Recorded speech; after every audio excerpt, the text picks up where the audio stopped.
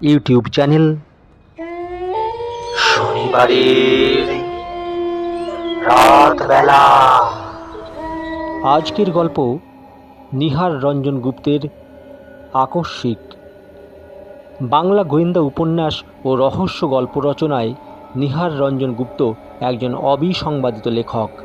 তাঁর জন্ম 1911 সালের 6 জুন তৎকালীন পূর্ববঙ্গে। গোয়েন্দা চরিত্র কিরিটি রায়ের স্রষ্টা নিহার রঞ্জন গুপ্তের লেখা প্রথম উপন্যাস রাজকুমার এবং প্রথম গোয়েন্দা উপন্যাস কালো ভ্রমর। আমি পিন্টু, শুরু করছি নিহার রঞ্জন গুপ্তের ভৌতিক গল্প আকস্মিক। কথা হচ্ছিল আমাদের এক বন্ধু বিভূতিকে নিয়েই। প্রায় 10-12 দিন আমাদের আড্ডায় সে অনুপস্থিত, কোনো খবর পর্যন্ত নেই। অথচ দলের মধ্যে সেই বেশি আড্ডাবাজ। রোজকার মতো আমরা আমাদের ক্লাব ঘরে এসে সেদিনও সন্ধ্যায় জমায়েত হয়েছি এবং কখন যে আকাশ ভেঙে মুষলধারায় বৃষ্টি নেমেছে টেরও পাইনি। খেয়াল হলো রাত 9:30 নাগাদ। এবারে বাড়ি ফেরা দরকার। কিন্তু দরজা খুলতেই যে দৃশ্য চোখে পড়ল তাতে সঙ্গে সঙ্গে আবার দরজাটা তখনই বন্ধ করে দিতে হলো। ঝমঝম করে তখনও বৃষ্টি ঝরছে এবং বৃষ্টি ছাটের ঘন কুয়াশায় চারদিক একাকার। সমস্ত গলিটা জলে ডুবে গিয়েছে।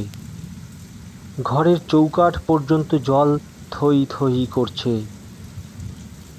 সঙ্গে কারো একটা ছাতা বা ওয়াটারপ্রুফ কিছুই নেই। অথচ বের হওয়ার সঙ্গে সঙ্গেই একেবারে স্নান করে যেতে হবে। তাই সকলে আবার জাঁকিয়ে বসলাম। মহিন বললে, বেরুনোই যখন যাবে না তখন ভূতের গল্প শোনা যাক। সরোজ, বল একটা জমাটি ভূতের গল্প। আমাদের মধ্যে বন্ধু সরোজী সাহিত্যিক। শুধু সে সাহিত্যিকই নয়, চমৎকার গল্প বলবারও তার একটা ক্ষমতা আছে। কিন্তু মহিনের প্রস্তাবে বাধা দিলে দিব্যেন্দু বললে, না, শচীনের নতুন কোনো ম্যাজিক দেখা যাক। আমি প্রস্তাবে এবারে সায় দিলাম। হ্যাঁ, সেই ভালো। শচীন, শুরু কর। আমাদের দলের মধ্যে শচীন অ্যামেচার ম্যাজিশিয়ান না হলেও ম্যাজিকে সত্যিই তার বাহাদুরি ছিল। আশ্চর্য রকমের ম্যাজিক এক এক সময় আমাদের দেখিয়ে সে কতদিন তাক লাগিয়ে দিয়েছে। ঘরের এক কোণে একটা চেয়ারে বসে শচীন আপন মনে একটা সিগারেট টানছিল। আমার প্রস্তাবে সে বললে, ম্যাজিক যে দেখাবো তা জিনিসপত্র কোথায়? ঠাট্টা করে সরোজ বললে, জিনিসপত্র না হলে ম্যাজিক দেখাতে পারবি না। তবে কিসের ছাই তোর ম্যাজিক? ঠিক আছে, শুধু হাতেই দেখাবো। সকলে উৎসাহিত হয়ে উঠলাম। ঘরের আলোটা নিভিয়ে দে। শচীন বললে, আলোটা নিভিয়ে দিয়ে একটা ক্যান্ডেল জ্বালিয়ে টেবিলের উপর রাখ। শচীনের কথা মতো তাই করা হলো। একটা মাত্র ক্যান্ডেলের আলো ঘরের মধ্যে অদ্ভুত আলো ছায়ার সৃষ্টি করেছে। আলোর শিখার একটা ছায়া, সেই আধো আলো আধো আঁধারে দেয়ালের গায়ে কাঁপছে। বাইরে সমানে পড়ছে বৃষ্টি। শচীন তার পূর্বের আসনেই বসা। আমরা 12 জন ঘরের একদিকে গা ঘেঁষাঘেঁষি করে বসেছি। সরোজ বললে, কি রে, কই? শুরু কর তোর ম্যাজিক। চুপ কর, কথা বলিস না। তারপর সবাই চুপচাপ। 1 মিনিট, 2 মিনিট করে প্রায় 15 মিনিট কেটে গেল। সবাই অধৈর্য হয়ে উঠেছে। এমন সময় সরোজ আবার প্রশ্ন করলে, কি রে সচে, ঘুমালি না কি বাবা? চুপ, দরজাটা খুলে দে। সত্যিই জলের ছপ ছপ একটা শব্দ সকলেই আমরা শুনতে পেলাম। শব্দটা ক্রমে এগিয়ে এসে বন্ধ দরজার কাছেই থামল। তারপর দরজার গায়ে শব্দ উঠল, কে? আবার শব্দ। আমি উঠে গিয়ে দরজাটা খুললাম। সঙ্গে সঙ্গে একবার বিদ্যুৎ চমকালো। সেই ক্ষণিক আলোর দীপ্তিতে দেখলাম কে যেন একজন ঠিক দোরগোড়াতেই নিঃশব্দে দাঁড়িয়ে আছে, অস্পষ্ট একটা ছায়ার মতো। কে? কিন্তু আগন্তুক আমার প্রশ্নের কোনো সাড়া দিল না। খানিকটা জমাট কুয়াশার মতোই যেন পাশ কাটিয়ে ঘরে গিয়ে ঢুকতেই আমি দরজাটা যেমন বন্ধ করেছি, সঙ্গে সঙ্গে দমকা হাওয়ায় ঘরের একটি মাত্র ক্যান্ডেলের আলোটি নির্বাপিত হলো। মুহূর্তে নিশ্ছিদ্র অন্ধকার চারিদিক গ্রাস করল। এবারে শচীন প্রশ্ন করল, তুমি কে? আমি বিভূতি। বিভূতি? কে বিভূতি? বিভূতি চক্রবর্তী। হাত বাড়িয়ে দরজাটা ঠিক কাছেই দেয়ালে আলোর সুইচটা টিপলাম। খট করে একটা শব্দ হলো মাত্র, কিন্তু ঘরের আলো জ্বলল না। আর ঠিক সেই মুহূর্তেই মনে হলো কে যেন ঠিক আমার পাশেই দাঁড়িয়ে একটা দীর্ঘ নিঃশ্বাস ছাড়ল। নিজের অজ্ঞাতেই 2 পা পিছিয়ে একেবারে দেয়াল ঘেঁষে দাঁড়ালাম। ভয়ে তখন আমার গলা পর্যন্ত যেন শুকিয়ে উঠেছে। হঠাৎ এমন সময় মনে পড়ল, বিভূতি চক্রবর্তী আমাদের বন্ধু। তবে সঙ্গে সঙ্গে যেন ভয়টা কেটে গেল। সোৎসাহে বললাম, বিভূতি তুই? হ্যাঁ। সেই পূর্বের মতো চাপা কণ্ঠস্বর। মনে হলো বড় যেন কষ্ট হচ্ছে তার কথা বলতে। আরও মনে পড়ল বিভূতি তো থাকে সেই ভবানীপুরে, প্রায় 10-12 দিন আমাদের আড্ডায় আসে না। সে এই প্রচণ্ড বর্ষণমুখর রাতে সেই ভবানীপুর থেকে এসেছে।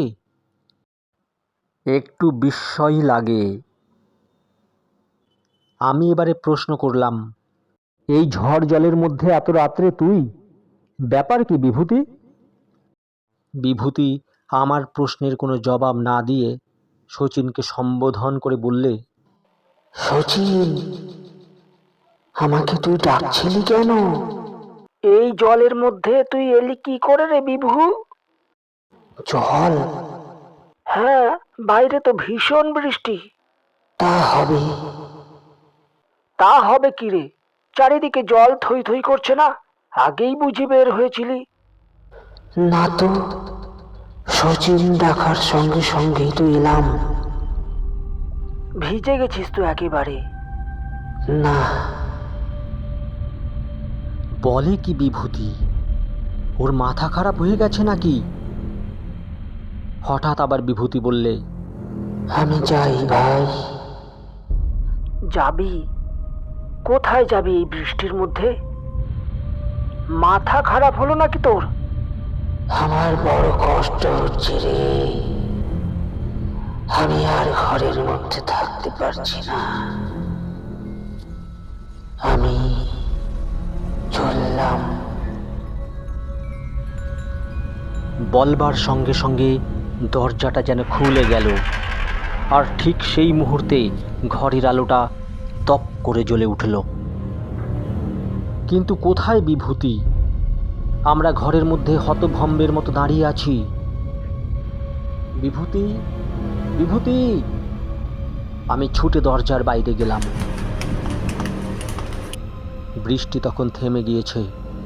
গলির মধ্যে জল অনেকটা কমে এসেছে। যতদূর দৃষ্টি যায় কাউকে দেখতে পেলাম না। কেবল জলের মধ্যে দিয়ে কারো হেঁটে যাবার ছপ ছপ শব্দ কানে ভেসে এলো।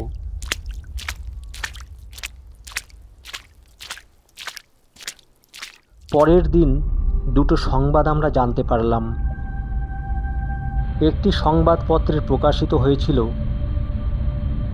গত রাত্রে প্রচণ্ড 3 ঘণ্টাব্যাপী বৃষ্টির মধ্যে শহরের শ্যামবাজার অঞ্চলের বিদ্যুৎ সরবরাহ মিনিট 20-র জন্য বন্ধ হয়ে গিয়েছিল রাত্রি 9:45 থেকে 10:05 পর্যন্ত। আর একটা, গত রাত্রে দিন কয়েক ভোগবার পর টাইফয়েডে আমাদের বন্ধু বিভূতি চক্রবর্তী রাত 9:30টায় মারা গিয়েছে। তারপর কতদিন কেটে গিয়েছে, কিন্তু সমস্ত ঘটনাটা আজও অস্পষ্ট হয়ে আছে। তবে স্বীকার করতে পারিনি তেমন ব্যাপারটার মধ্যে শচীনের কোনো ম্যাজিকের কেরামতি আছে। যেমনই এও স্বীকার করে নিতে মন চায়নি যে ব্যাপারটার মধ্যে কোনো কিছু ভৌতিক ব্যাপার আছে।